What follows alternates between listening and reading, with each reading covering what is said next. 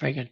All right, well, let me be respectful of people's time. Thank you for being here promptly. I expect people will continue to filter in. Um, Welcome. I'm Jeff Loiter, NARUC Center for Partnerships and Innovation. Thanks for joining us for this next in a continuing series of meetings on DER interconnection cohort. Um, this is something that we've been doing in collaboration with our friends at the Berkeley Labs. They do a wonderful job producing resources, and this is a way to both share those resources and information with you, but also to give you a chance to ask questions of the experts and of each other. And you will have seen in the reminder I sent out a couple days ago that we really hope you will share your thoughts later on after the presentations on a variety of questions related to today's topic of distribution system planning and modeling. We're very grateful to the Department of Energy for the funding that allows us to do this and so much of our programming in this area. I think with that, I'm going to turn it over to Sydney. I'm checking my run of show. Yeah, go ahead. Yeah, amazing. Thanks. So I'm Sydney Forrester. I've been in the background in a couple of these, but I am from Lawrence Berkeley National Lab, and I do a lot of work on the distribution side, um, work in terms of both interconnection as well as some other things related to DERs and energy affordability. So I'll be joining for this and the rest of the cohort meetings. So today we have my colleagues Guillermo and Miguel with us, and they'll be presenting some of their work to help achieve some of the cohort-specific objectives for today, which are to provide information on how distribution system planning can support efficient interconnection. And that includes looking at practices across different states that Guillermo will be talking about, as well as capacity expansion modeling through the Lodge model, which Miguel will be talking about. And then we'll also have some time for all of you to sort of talk amongst yourselves and share what your state is doing and different things in that regard. So the rest of the slides here, I'm going to go through quite quickly because the slides will be available afterwards on the NARUC website. And these are also repeats of slides that you've seen before if you've joined any of the cohort meetings before. But essentially, the cohort objectives for this full series, they're all listed here, but it's essentially just to support peer-to-peer sharing and specifically related to DER interconnection and help sort of advance solutions in that regard. So again, today we'll just be doing this brief welcome presentation from both Guillermo and Miguel. There will be a little bit of time for clarifying questions directly after each of their presentations, but we're hoping to save some of the larger substantive Q&As for the conversation after Miguel. So that includes Guillermo's presentation. We will have 20 minutes afterwards. Then we'll have a breakout room discussion before closing out. And so this is sort of the series of slides you've seen before. This is just related to I2X. This is sort of the DOE initiative where this is housed under. And it is focused on interconnection, not just DER interconnection, but bulk system, large loads, and everything else. There's been a ton of work under this space. So again, I'm not going to go through these, but they will be available in the slides afterwards. And again, our repeats from previous times. But we have 4 goals here to essentially just promote efficiency, maintain reliability, resilience, and just improve interconnection in a variety of ways. They also, DOE has created a list of targets that are pretty specific. So again, these will be available afterwards. And while this is a much larger effort, it involves multiple labs, multiple different resources. We at Berkeley Lab have our own sort of landing page for a bunch of the work happening under I2X that is in a link that will be in the posted slides. So these are monthly meetings that will go through September. The list of topics are here, and they're based off of responses that you all you all gave us from a survey. And so the next date, I suppose, is important to point out is August 26th, so in about a month. And all the meeting material, again, will be on the NARUG website on the link here. So I'm passing it back to Jeff. Thanks, Sydney. I'll get that link dropped into the chat here in a minute. Um, as I said before, we're hoping this is interactive. We want to engage with one another and with the experts and hope you will participate. We're going to do a quick check-in question. I've been tracking, I think we've got about a dozen folks on from various states, and which I don't think is too much to get quick answers to these questions. And it's also helpful for the experts to know who's here. So I'm gonna just go down the list and call on people. I have an alphabetical list. I'll call people, and I would love for you to open up the mic. You don't have to come on camera if you don't want, but open up your mic and just tell us your name, your agency, and your title there, and then a brief response to this check-in question. Do you have any DERs in your home? And in particular, I think really interesting is, did any of them require interconnection? And if it did, just a couple words about what that might have involved, because that's part of the issue that we're grappling with this series. Guillermo, Thank you, Jeff. Can you hear me all right? sounds great. Awesome. Thank you. So yeah, hi everyone. My name is Guillermo Pereira. I'm a researcher with the Energy Markets and Planning Department at Berkeley Lab.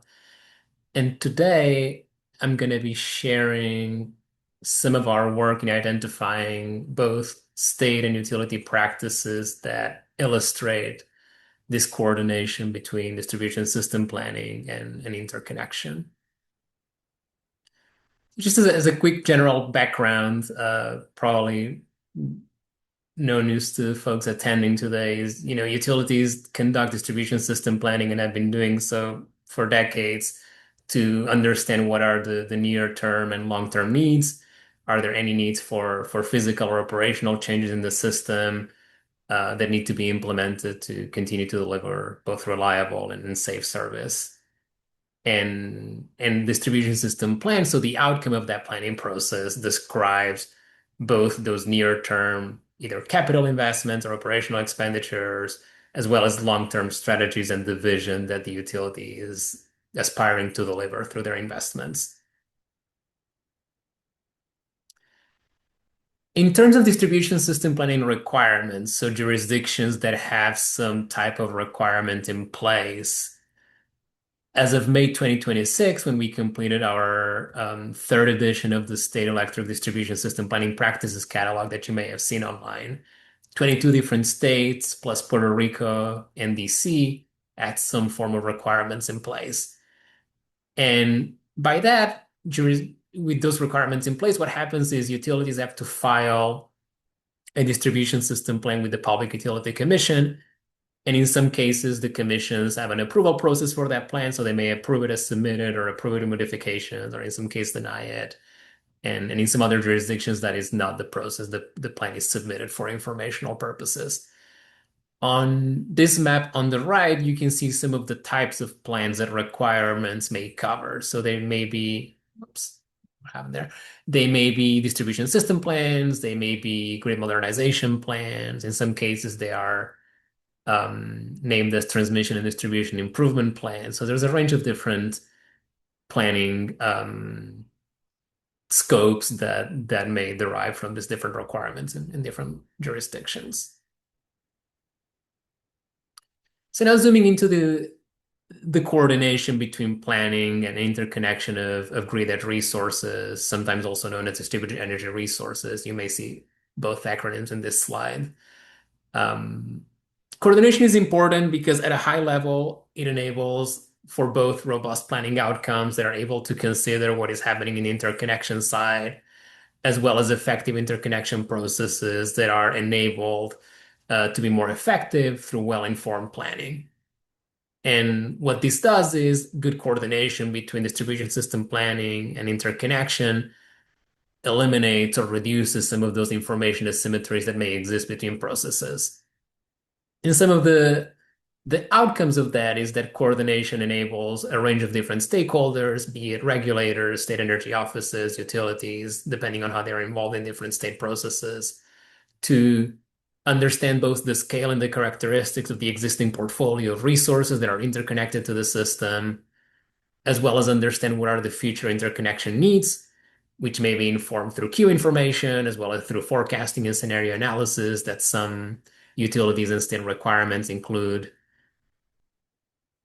These stakeholders may be able to better evaluate hosting capacity available in different parts of the system, and this can, in its turn, inform customers seeking interconnection to understand what are some of the more viable locations or what interconnection in a certain location may look like from a timeline perspective or from a cost perspective. Good coordination can also enable different stakeholders to understand both near-term grid needs to meet expected interconnection requests, as well as shape the longer-term capital planning that results from the planning exercise.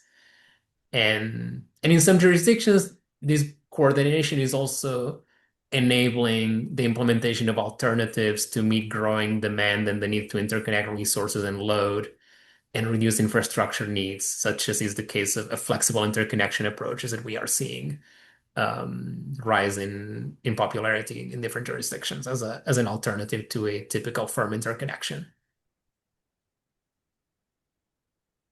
So now we're going to spend most of the remaining time looking at actual examples that we found through our research of either state requirements that cover interconnection as part of planning or utility practices, predominantly coming from either utility available resources or utility filed plans. And these illustrate how coordination can occur between planning and interconnection. So when preparing this work, we found a range of 11 practices, which are, this list on the screen. We're going to cover a subset with more detail during the presentation today. So these top 7, and these are not the best ones. These are just kind of the ones we identified as having the time to cover in the presentation. And because of that, I'm going to leave you with some resources you can look into for these bottom 4, or we can cover them in Q&A if there's time for that. But I'm bringing you much more detail for these top 7 and then some resources you can look into for this bottom 4. So yeah, let's just dive in and go through them. So for this first practice that we are calling characterizing the existing portfolio of interconnected resources, we found here an example of state requirements covering this type of information. In this case, Maine, in its integrated grid planning requirement, establishes that utilities must submit information related to current GR deployment by type, size, and geographic dispersion. And the plan must also include the total number of projects, including nameplate rating, as well as the DR interconnected to the system in each of the last 5 years per technology type. And in terms of utility practice, we looked at the example of a plan resulting or coming after those requirements were implemented in Maine. For Central Maine Power, in its 2024 integrated grid plan, the utility provides information on both its current GR deployment, how it relates to peak demand for the utility system, and something that wasn't in the requirements that you can see up here quoted was that the utility also took this opportunity to describe, given the current level of GRs interconnected to the system, the need for certain types of investments, in this case in communication and DR management technologies to better integrate and optimize resources as presented in the text of the plan. And these are some illustrative elements of how the information is presented in the plan. So the existing resources by technology type, by project size, presenting the various numbers of projects, again, by technology type. And on the right side, there's this presentation of the resources to load ratio for the different zones in the utility service territory.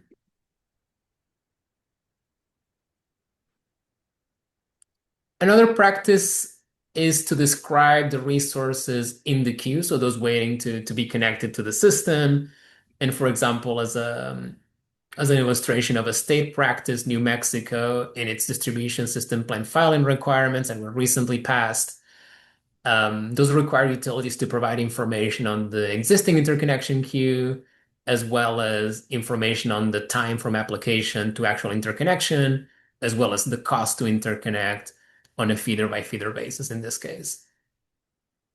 And looking at a utility practice, in this case from Minnesota, where Xcel Energy in its 2025 distribution system plan provides also information on both the capacity and the number of projects in the interconnection queue. And you can see an example of a snapshot of the data they provide on this table on the bottom right, both for completed projects and for queued projects. So this right side would relate more to this practice, and this one would relate more to the one we looked previously. Another practice includes evaluating hosting capacity to publish data to support decisions from customers seeking interconnection. And in this case, we have an example from California, a decision issued in 2024 as part of the high DER proceeding that describes both the interaction between planning, hosting capacity analysis, in California, presented as integration capacity analysis, as well as resource interconnection processes. And in this order, the commission required a number of adaptations to existing practices for the utilities to implement. One of them is to revise existing hosting capacity maps, to provide information to enable customers to develop limited generation profiles that were also recently implemented in California. Another one related to limited generation profiles is to modify existing methodologies to incorporate limited generation profile data, in this case focused on improving accuracy for interconnecting customers so that the available maps and the data sets reflect resources connected as a limited resource. And one of the other ones I will highlight is the requirement to submit an annual report that flags any issues related to data accuracy or missing information, again, to increase transparency and foster a better understanding of these issues with the commission and stakeholders. And an example of a utility practice for the hosting capacity information case is the Southern California Edison distribution resource portal that provides information on available capacity for new load and new generation interconnection. And users of this tool have a range of different data points. They can understand the circuit and its current capacity as well as capacity into the future. And they can understand if there are any existing constraints identified, when was the analysis behind the data that is being presented. And users of the tool are also able to select from different scenarios in this specific case. They may select a scenario that only includes projects that submitted the complete information package that is needed to analyze interconnection, or in some cases, some projects may submit partial information, and they can also look at that scenario and see what the available capacity may be.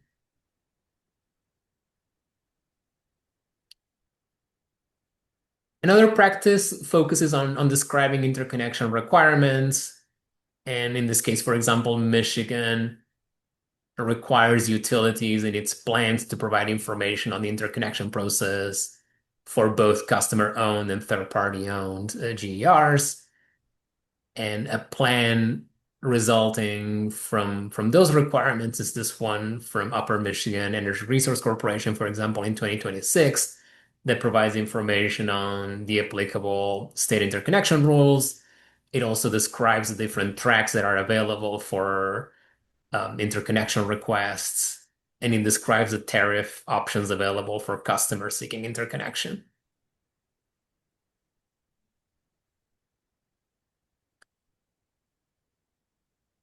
Another case is to also identify interconnection study tools that utilities may use or may have developed to inform the interconnection process.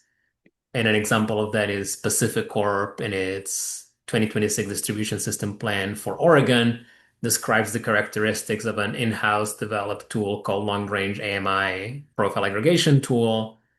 that supports interconnection studies, specifically in areas without telemetry. And the tool is able to provide analysis at different levels. So for the system, the substation, the feeder, as well as segment level load shapes.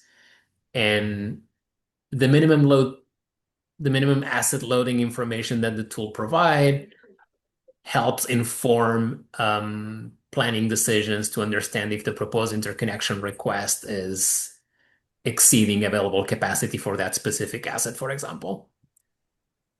Hello? Yes. Was that a question? This is he. Oh, never mind. Okay. I just wanted to make sure I wasn't ignoring. No problem. So we'll carry on. There's existing practices also related to evaluating risks and developing mitigating measures. In this case, in New York, for the state practice, the 2023 staff guidance includes the recommendation for utilities to provide information on any potential risks or actual issues that are affecting, in this case, interconnection, as well as information on mitigating measures that may have been implemented or may be implemented in the future, depending on how the risk is materializing. And as an example of a utility following the state requirements is this National Grid 2025 distributed system implementation plan, where the utility identified a range of risks and mitigating measures. And we have some of that content from the plan. This is not the full content in the plan. There's a link here at the bottom if you want to see the full content. But in this case, the utility identified a risk related to longer interconnection times and higher costs.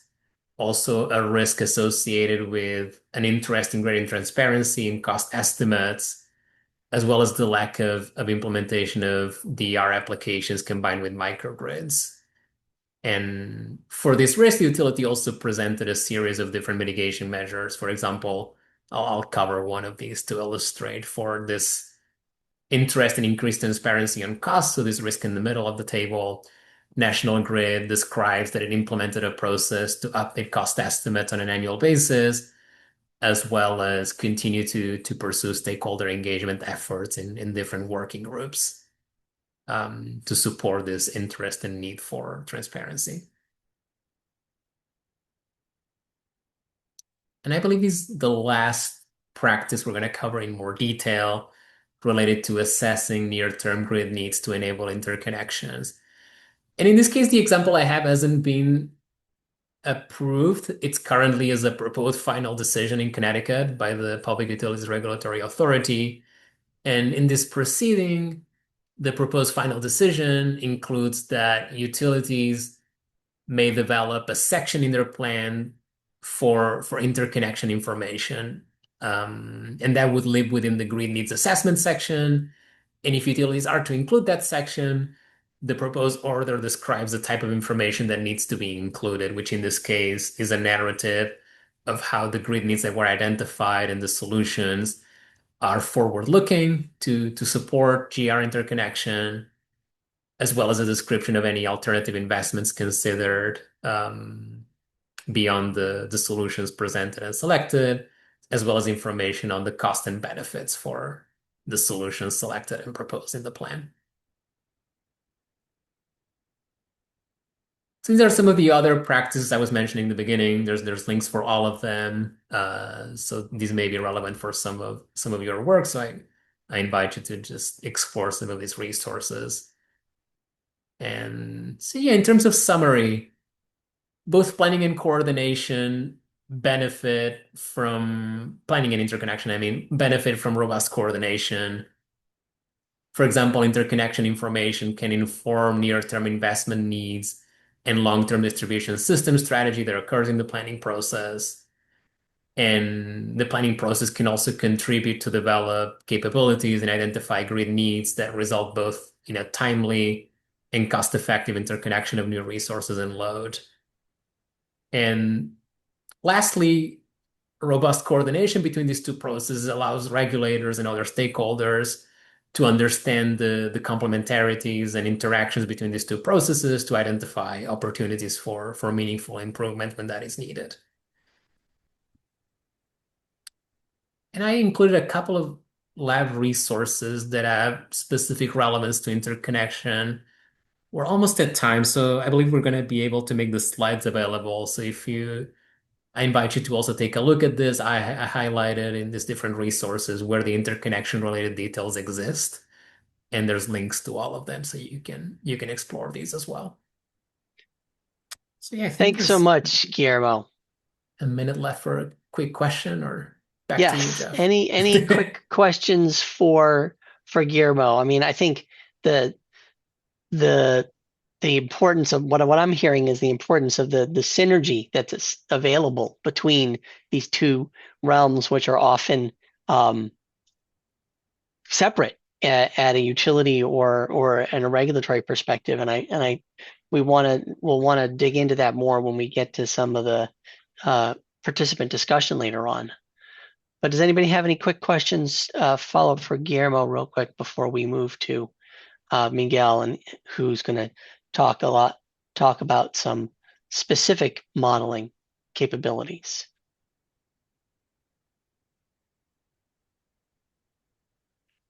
Okay. Miguel, why don't you start your presentation?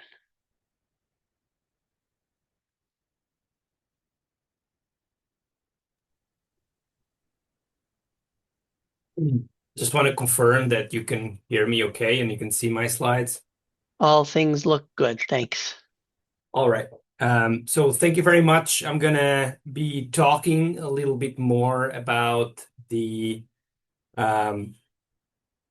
interconnection from a DER integration perspective in the context of distribution system planning, but with a focus on the modeling. So the objective of this talk is to, through some real examples, explain here what is possible from the science perspective and sort of the technology perspective on distribution system planning, which is something we are advancing here at the energy technology area. So again, I'm a staff scientist. My name is Miguel Heleno. I'm a staff scientist at Lawrence Berkeley Lab. I am a power systems engineer, and I work on power system economics. So I work a lot on techno-economic modeling and how policy and economics impact distribution grid decisions from an engineering perspective. So I'm going to be here talking about this least cost optimal distribution grid expansion model. It's our Lodge model. And what the Lodge does is it provides least cost expansion plans for distribution grids. So in the beginning, or as a Lodge is agnostic to the kind of interconnection that we are looking at. So it sees any sort of potential DER or load growth in every single node of the distribution grid as forecasts, and then it retrieves what are the optimal combination of solutions to address that need.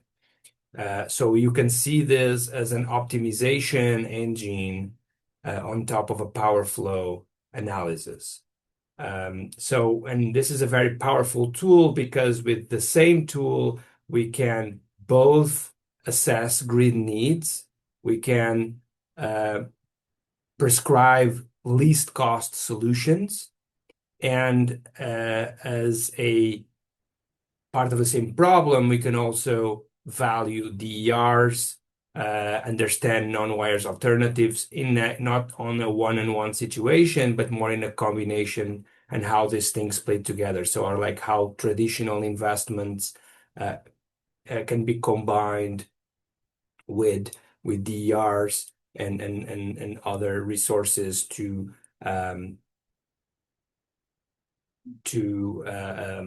help in the planning problem. So this is a new technology. Again, you can see this as an optimization tool on top of a power flow analysis.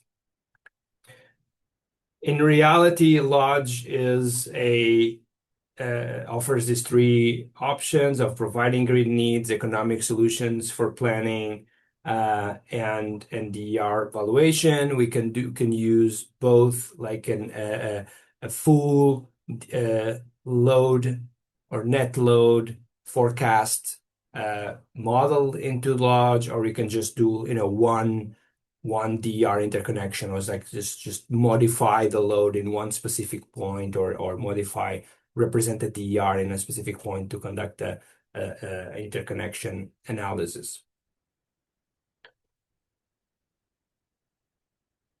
So I'm going to talk a little bit about what we have done so far, and this is just a little bit of a busy slide, but really what we really want to get from here is how we typically the process that was used in Lodge in the results I'm going to present now. We worked with 3 utilities across the country in the last 2 years to study different impacts of distributed generation into distribution grid, analyze costs, and what are the least cost and sort of the synergies between distribution generation and load growth, and how does that impact the grid. This is for that we sort of integrated the distribution models, the feeder models from these utilities. Here we're talking about La Plata Energy Association in Colorado, Seattle City Light in Washington, and PNM in New Mexico. So we have a co-op, a muni, and a IOU, and we parsed this data into our Lodge format. We took all of the demand data, AMI data from these utilities, and we modeled the forecasted increases in load that these utilities and the forecasted DERs, and we also model see how different scenarios of DER integration would play in terms of investment scenario and value of DERs using our Lodge model. So here, because we don't have time to cover all the 3 pilots, I'm going to talk about 2 of them. I'm going to look at the Seattle City Light and the New Mexico, because they are probably the ones that would be more of interest from a regulatory audience.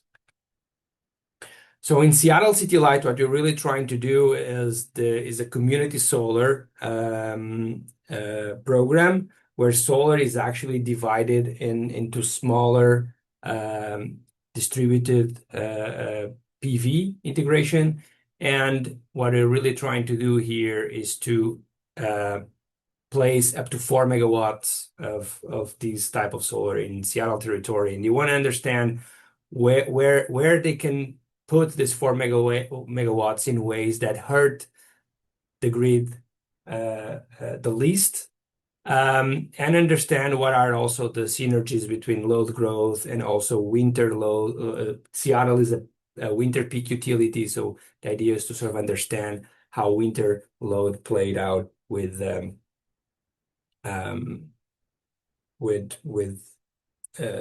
DERs.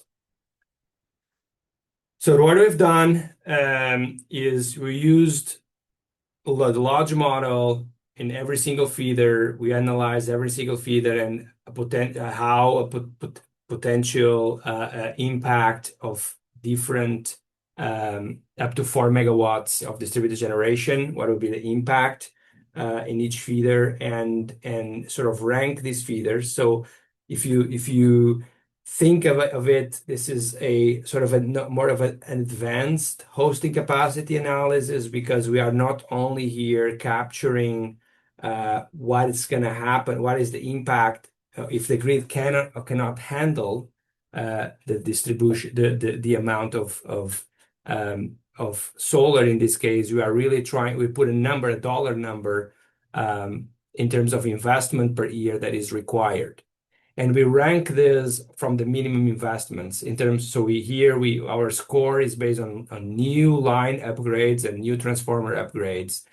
And you can see here, for example, this feeder has a negative line investment. There's a deferral in line investment. And some feeders would have costs. And then here there's a cost and transformer investments, and that goes to all the overall score that we come up. So what we have done was then we identify the 10 top feeders and rank them based on this, and sort of provide it to the Seattle City Light to ways to place, or potential locations to place their 4 megawatts of solar. We found, of course, that this is more interesting in places that have high density, low density points. So really, and where there is also some opportunity for DERs to defer some infrastructure. Then we look at how this looks like across different penetrations of solar. So if you're talking about including in the feeder only 500 kilowatts, 1 megawatt, 2 megawatts, or 4 megawatts. And what we see here, so here what you have in this picture is the different capacities, and then the different rankings, and each color is a different feeder. And the message here is, depending on how much capacity, the opportunities to defer investments actually change from feeder to feeder. So actually, the location of the feeders, or the feeders that are least cost feeders to integrate DER, in this case solar, for small capacities, are not the same that will pop up as the best options for higher capacities. And that's because, the opportunities to deferral, they change. And, in this case, you have, for example, this orange feeder here that drops. And that's because what's happening is, like, after a certain capacity, this feeder would trigger multiple individual transformer upgrades. So actually, like, although there is an opportunity to defer one line upgrade, it actually, like, goes down after some capacities. In other cases, you see the opposite. There's like there's enough solar capacity to start having more interesting deferrals. So for example, this feeder 11 shows up here as a case of a top performer after a certain capacity.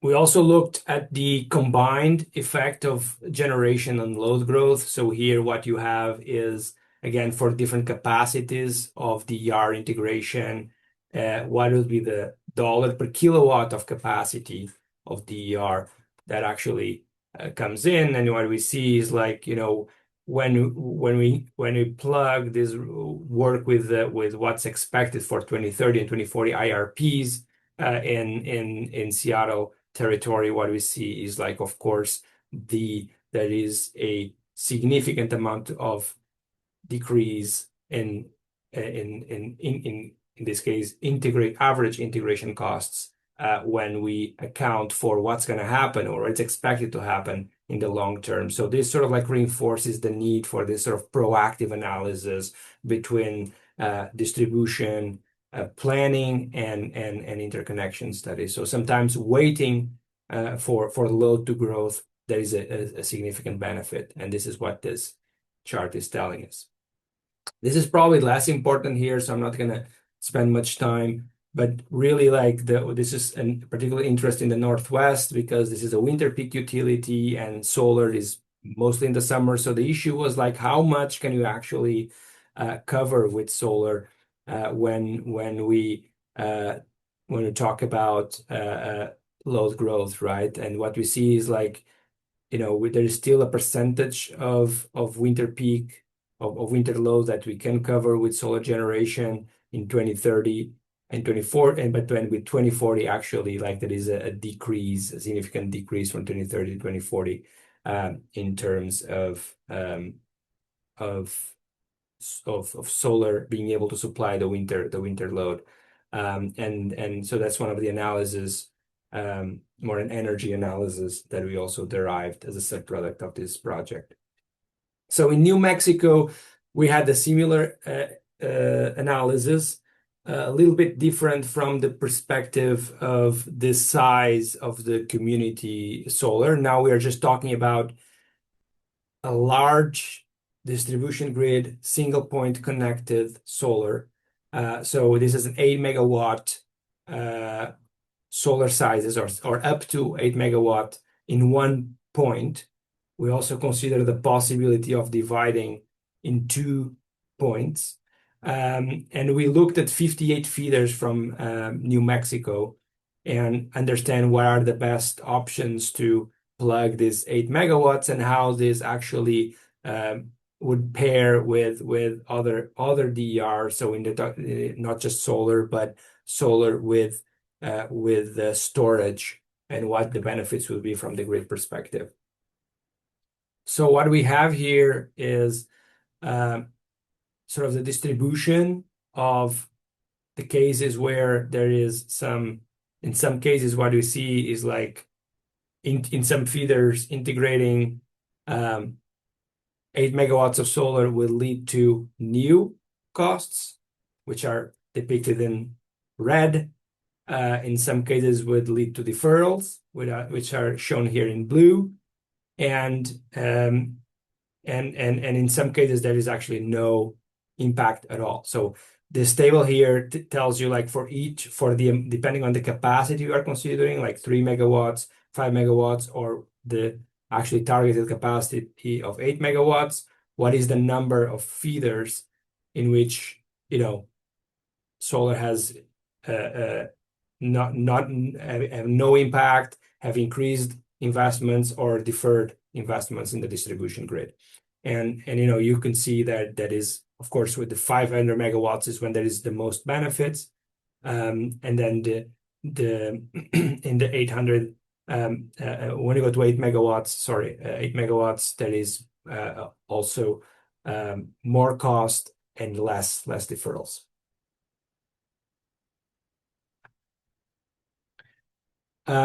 This is like the type, also able, because we're applying logic, we're able to capture what are the optimal solutions to sort of integrate solar in this case, and what we see, and then you have the different combinations of line upgrades, voltage regulator upgrades, capacity upgrades, and then different combinations of those. So it's really interesting to see that there is a significant, or it is like this is because there are some more urban and more rural feeders. There is typically like a good combination of lines, which are represented in blue. So there's opportunities to invest and defer lines, but also more or less a 50-50 relationship with typical investments for voltage control, like capacitor upgrades and voltage regulators. This isn't the last piece of analysis, which is we looked at how these costs actually change with storage, and how much storage we actually need to integrate 8 megawatt solar. And here are examples of 7 feeders in which solar was required, and we are presenting here basically what's the impact of solar. So what you see, like on the right-hand side, represents when the feeder has a cost, and actually storage reduces the impact of that cost. And on the left-hand side, we have when feeders have deferrals and storage, or feeders have no cost, and what storage does is like helps the solar to defer investments. And here what we see on the right hand side is actually also comes as a result of lodge is what's the size, the optimal size of the storage to sort of provide this benefit. So what's the minimum amount of storage to maximize the benefits. And you can see, like in some cases, just a little bit of storage is able to make $1 per kilowatt of solar to yield tremendous benefits. So the last piece is, again, another evaluation here is how this costs would change with load growth. So again, what's the benefit of waiting and see?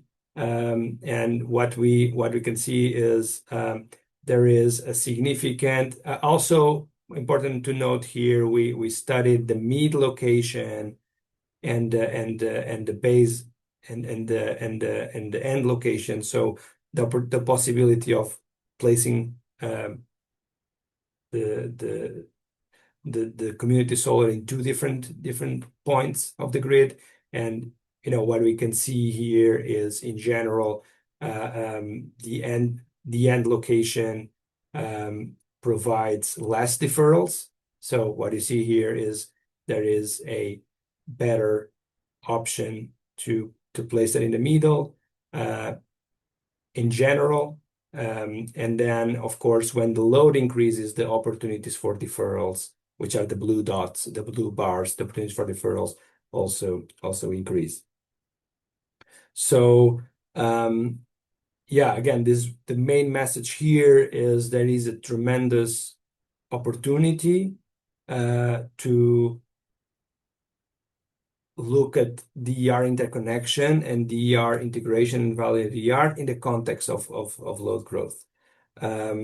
So takeaways from this study is this integration of community scale resources are feeder by feeder problem. So we have to have opportunities to analyze those separately and regulate them and ask for data in disaggregated forms. We see that there's tremendous opportunity from pairing with storage, but also from waiting and integrating with other planning processes that account for load growth. And of course, we need modeling techniques that are more advanced to help utilities accurately report these results. So some numbers of the large pilots. In this process we looked at 500,000 AMI consumers. We run almost 300 feeders in a total of 4,000 large runs. So that's a lot of work here, and a shout out to the team that completed this work. And with that, I'll end up my presentation. Thank you very much. Thank you, Miguel. And if anyone has any clarifying questions before we open up for larger questions for both Guillermo and Miguel.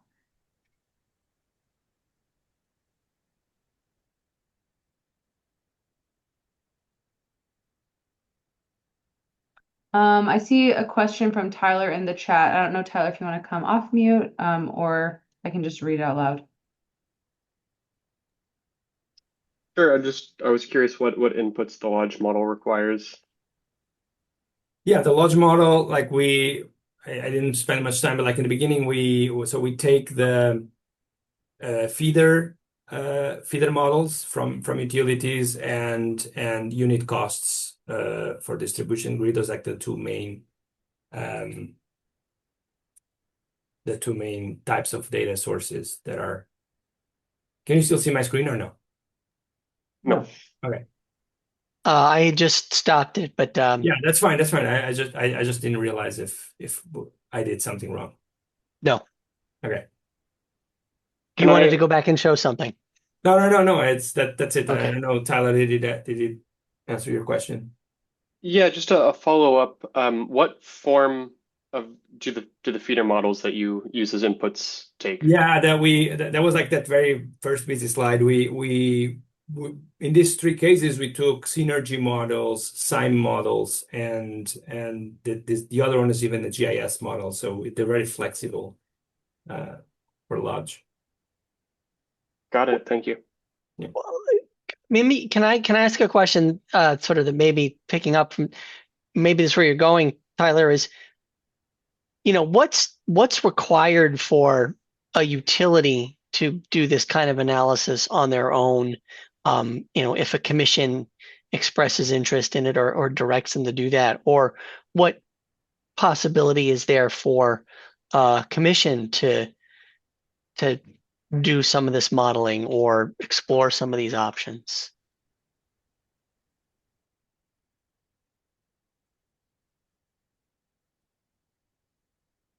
Is it that for me? Yeah, yeah. Okay. Yeah. The PNM case that I just presented was actually the commission that conducted the pilot project with the PNM in New Mexico. So we worked together with the utility to present this to the commission, and actually we went to the regulatory commission meeting to present these results, and that is like a testimony from the utility on that. So yeah, this is more like, so here so the utilities can run this type of analysis if asked. I think what the point at which we are now is more understanding what kind of information can the utilities provide that is of relevance to mediate this conversation on distribution system planning and interconnection. So for that, we are starting a new round of pilot projects. So if someone here in the audience is interested in understanding how these can be used in the context, with their utilities and in the context of their jurisdiction, we can include that in our pilot program, or we can talk about it and see what, if there is any relevance and potential benefit in using Lodge. Yeah, so this actually maybe leads into a question for Guillermo, because your presentations are interesting because Guillermo's was about sort of distribution system planning and more data definitions, transparency to assist future interconnections, as opposed to Miguel, your project was mostly like, we need 8 megawatts, let's find a location, like let's look for the optimal case, as opposed to just what's possible. So I guess going from Jeff's question, thinking about what staff could do to sort of encourage the different data collection or reporting needed for this sort of modeling, extending that further. So Guillermo, if a state has DSP requirements, what are some steps that they can take to better coordinate with their interconnection processes, maybe encourage utilities to share or explore these different avenues, such as, modeling like this? Yeah, no, that's a great question. I think it maybe no surprise, it will always depend a little bit on the circumstances of a given jurisdiction, but I think there are a couple of angles, commission staff or stakeholders in a given jurisdiction can take. I think one of them can be from the interconnecting customer perspective at the moment, where they are trying to understand if more coordination is needed, or if coordination between planning and interconnection is not living up to what it needs to live up to. I think some of the questions can be, are customers facing really long interconnection timelines? And what really long means also depends. Are you comparing to some national average? Is there a recent change in that waiting time for the jurisdiction itself?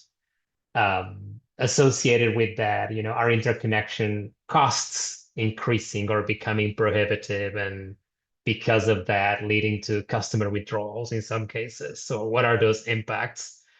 And the other one, still from the interconnecting customer perspective, that I think can be interesting to understand where are the issues, or where's the pain point that can be addressed, is for hosting capacity analysis specific. Is it providing information that actually supports interconnecting customers in either making initial decisions or informing initial decisions? I think that can, eliminate some of the customer experience at the moment, and understand if something there can be implemented to improve that.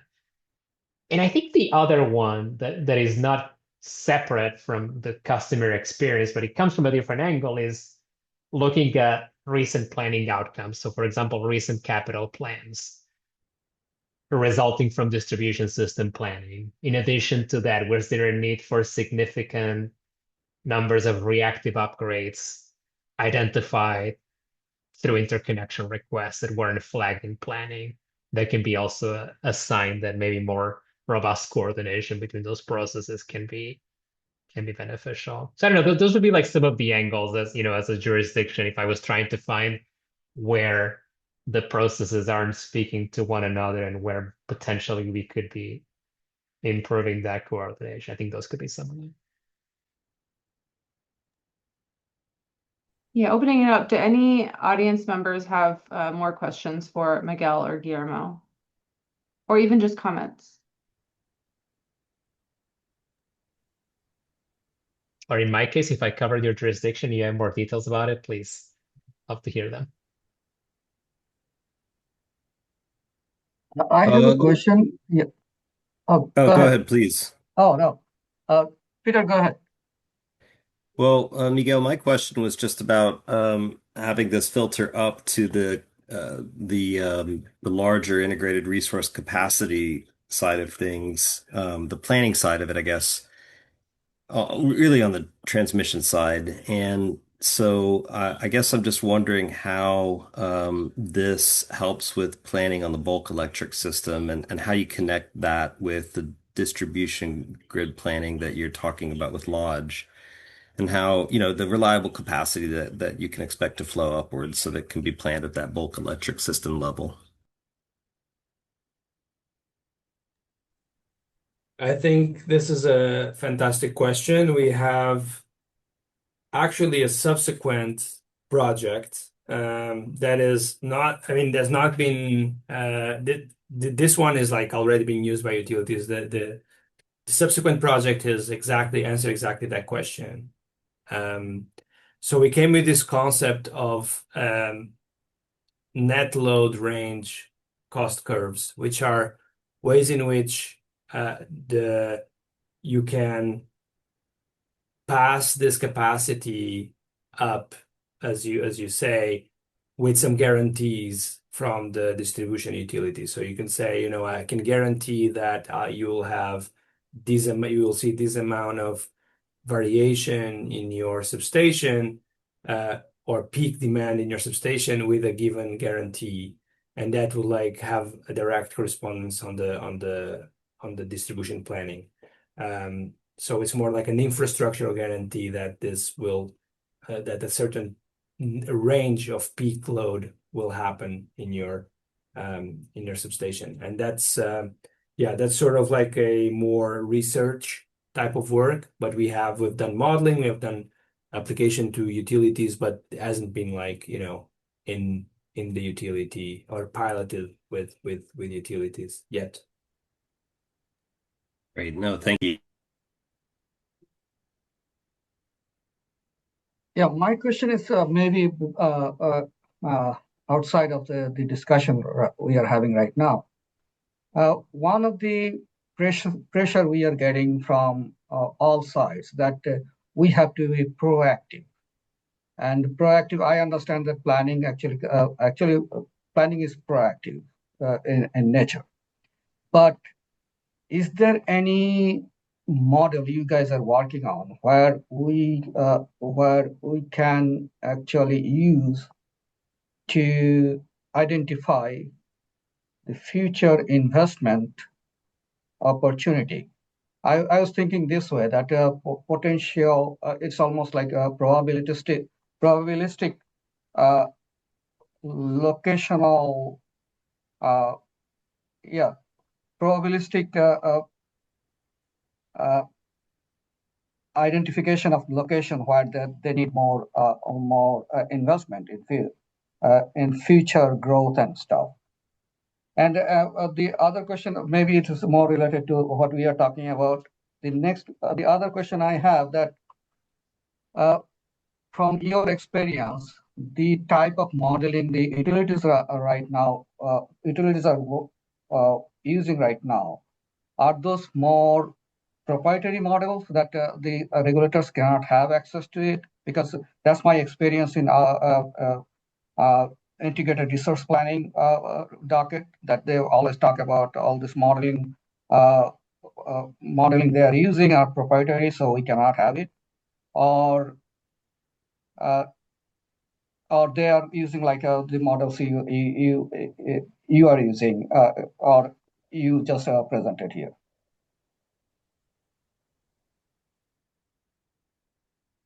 Yeah, I guess to your first question, I'm not aware yet of like any ways to predict where costs might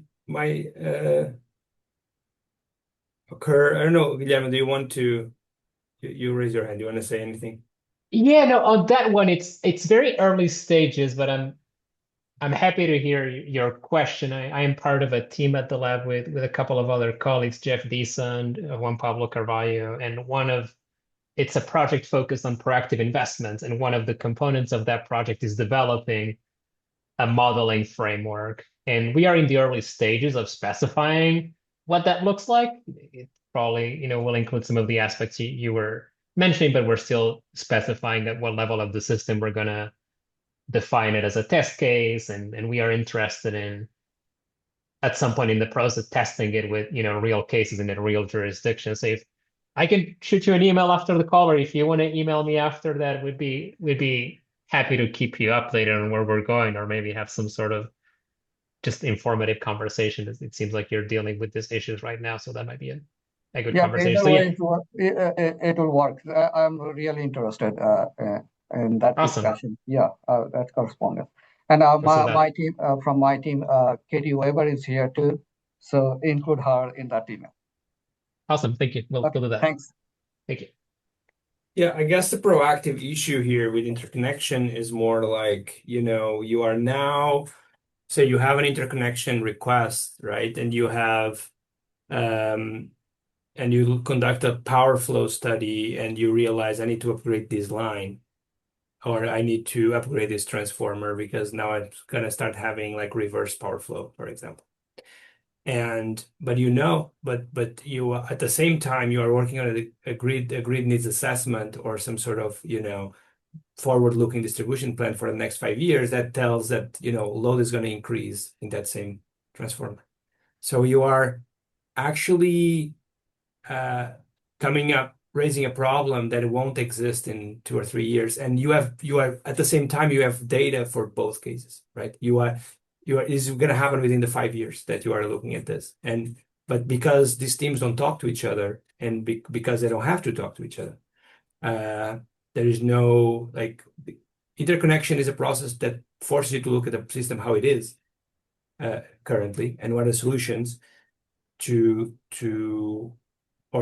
or the problems that something would cause. It doesn't tell you can you look 5 years or 2 years ahead and see if this will still cause a problem. And I think that's the thing that utilities are not in most cases being asked to do.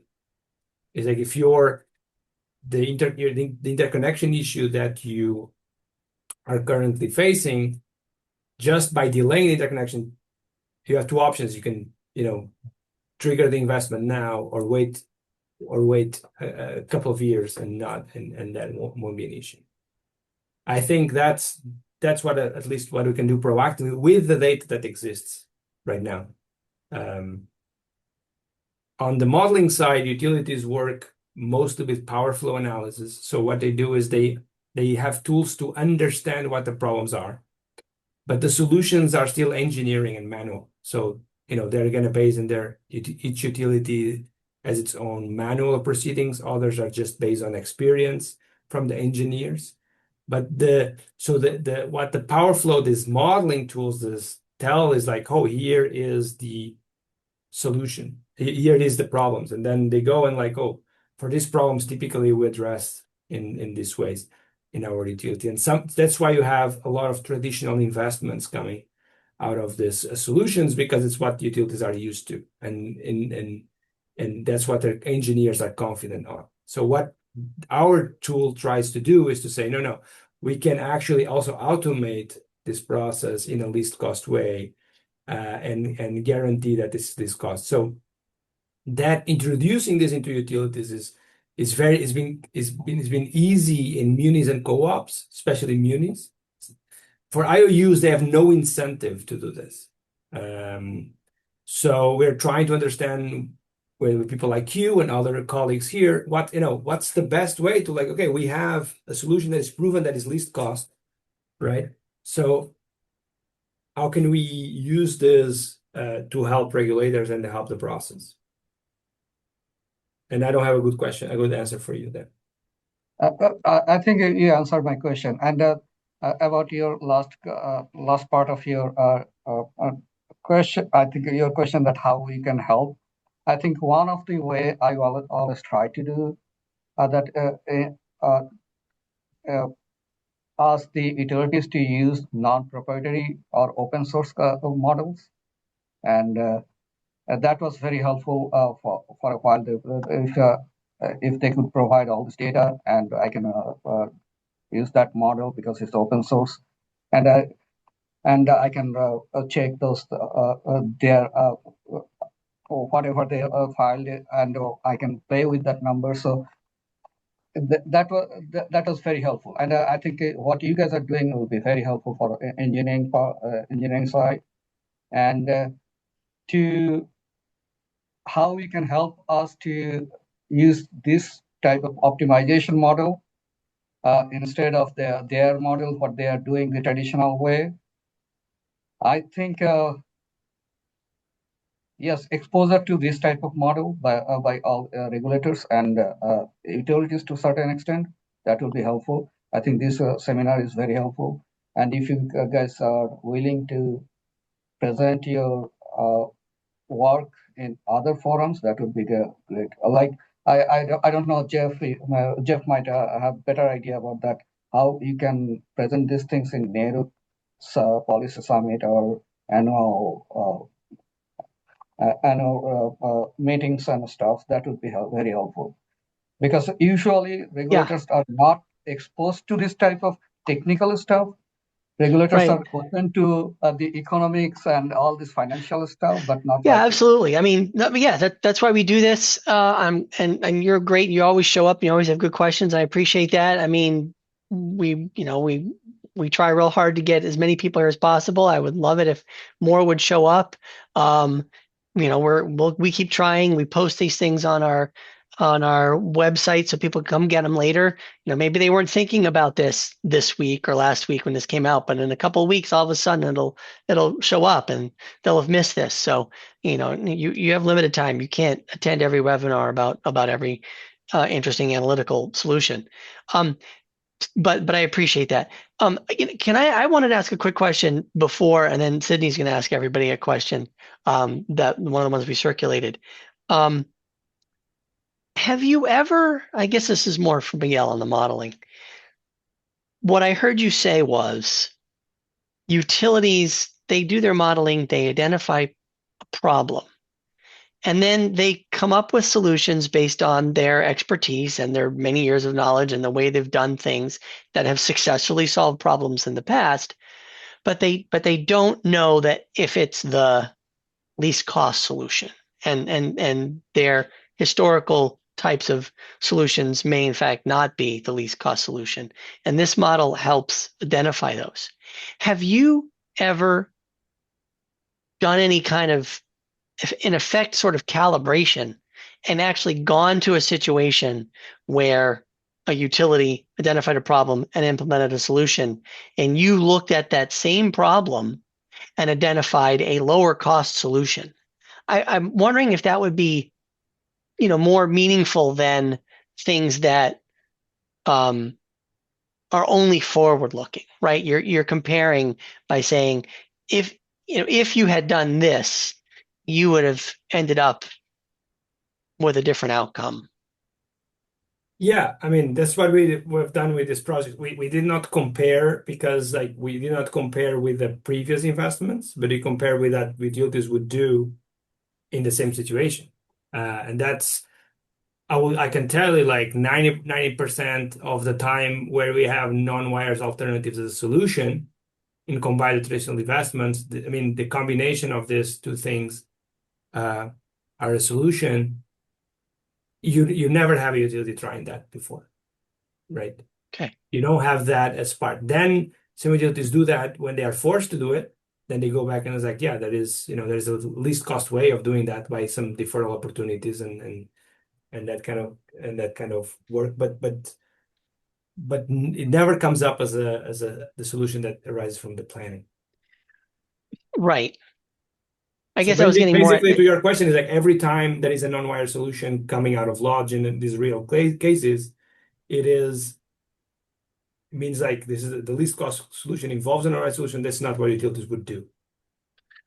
right. I was thinking more about places where the utility has gone ahead and done their traditional solution. And you might go back and say, you did X and it costs Y, but if you had done a different solution, it would But cost for less. that, but what utilities would argue for that is like I would have to like not rely on what happened in terms of load, but what they planned that would have happened when they actually made the decision. Sure, understood. You would have to use the same inputs, not Yeah. new inputs that might be different. Anyway, thank you. Sydney, you want to go ahead and ask this last question? Because, Alzad, you kind of started talking about this a little bit, but I want to hear from others. Yeah, absolutely. So I will put this question in the chat. So I think between Guillermo and Miguel's presentations, they sort of highlighted some things that different states or utilities, in Miguel's case, are doing that are particularly notable.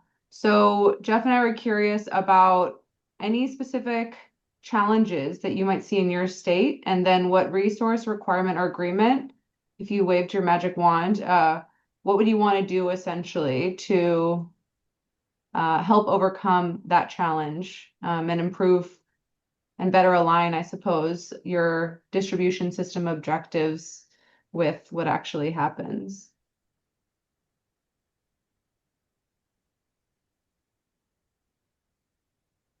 And we Don't only all have, answer at once. yeah, we only have a few minutes on this, so feel free to come off mute. I think especially if you haven't yet had a chance to participate. Oh, thanks, Jeff. Just put in the chat. Yeah, you had it in our other chat. I mean, I know we've got some folks here from DC, right? Mhm. And that's an interesting situation because, you're kind of almost all distribution. So I don't know if this kind of has more,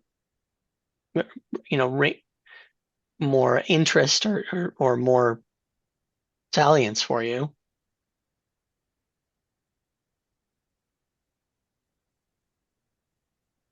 Well, I'll just say this is Peter Hubbard. Just it's always a challenge to get some of this information out to the public. So a hosting capacity map that is updated with some regularity so that it's somewhat dynamic and takes into account recent interconnections, maybe with some sort of discount to how much will actually be realized, but just having updated information on where there's spare capacity on the grid. I realize the Lodge model's doing both generation and batteries, but I mean, both of those pieces of information would be helpful to have in some sort of periodically updated dashboard type output. So that's the magic wand solution. Thanks, Commissioner. Halazad, what did you post in the chat here? Oh, as Peter was talking about the dashboard, this is almost like our mass dashboard. So that's why when he was talking about it, I just shared with everyone that. Thanks. Yeah.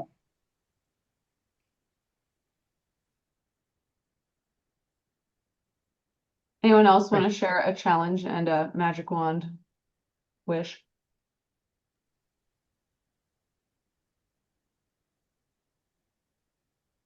If nobody has anything, I can jump in. Please. One of the challenges we are facing that the policy goal and reality, and sometimes policy goal is maybe too high, and then we have the challenge that where should we go? that on planning on the planning exercise, that should we take the policy goal or the uh, reality or the experience we have, and that I don't know how we can mitigate this difference.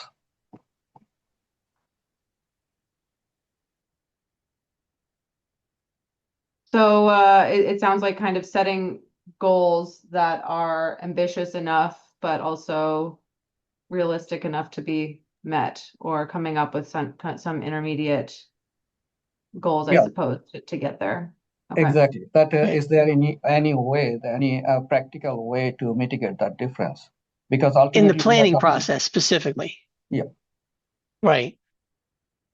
I mean, other than just planning for both of them and comparing the outputs.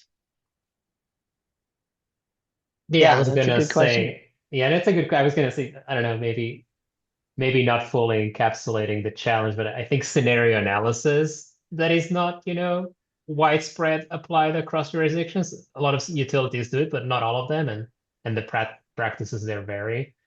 I think is a place where I see sometimes that being included. What are all these potential future scenarios? And for example, what is a no regrets investment across multiple scenarios that you could identify? But again, I don't think it fully addresses the challenge, but I think it's a tool that can help in that direction.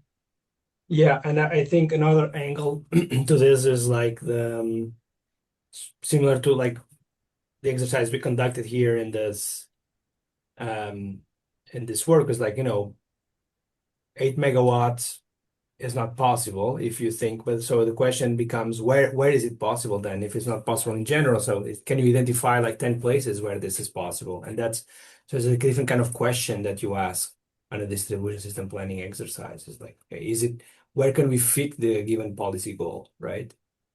Yeah, and that requires some proactivity in the planning process, as Yeah. opposed to just choosing a random place and hoping that 8 megawatts fits. Yeah. Versus what you're saying, or even you mentioned like there was an option to split it up into 2 locations. So understanding the assignment and the potential ways that you could compromise it to, like, what are the priorities? Is it that it's all in one place, co-located, or the capacity itself, etc.? Yeah. So we only have 3 minutes, and I want to be respectful of everyone's time.